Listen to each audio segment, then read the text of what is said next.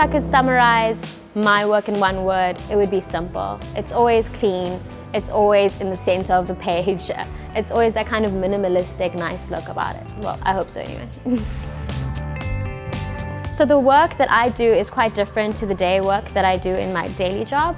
I work as a designer and art director, and that's really working with larger brands. So it really is looking at their visual aesthetic and matching that to the everyday advertisements that I deal with. Whereas my personal style is something that can be a lot more about me, a lot more of what I think is beautiful. It's something that becomes a reflection of me instead of a reflection of a brand. I do honestly believe that good design has great potential to do good work for the rest of the world.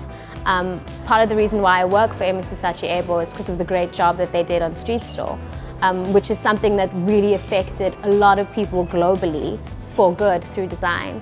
And that's something that I really would like to do, not only in my personal capacity and in my work capacity, using design as a way to simplify systems.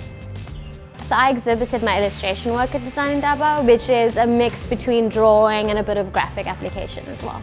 It was a really validating thing for my career to be actually recognized as an emerging creative, and as well as having my work actually showcased on a global scale, because that's really what Design Indaba is. You're dealing with these speakers who are from all around the world, from all these amazing fields, and they're the people that actually end up looking at your work.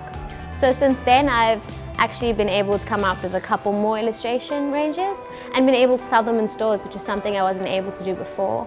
I've also started a company for wedding stationery design with my business partner, Kirsten Collins, and we just really love making beautiful things and integrating that illustration into our wedding stationery designs. I think that the creative talent in South Africa has extreme potential. We're in quite a tumultuous time right now, with all of us kind of struggling with our own identities, as well as in the landscape of our country. And I think that that gives birth to a lot of really good art. It gives birth to a lot of art that really has a voice, that really speaks for the youth.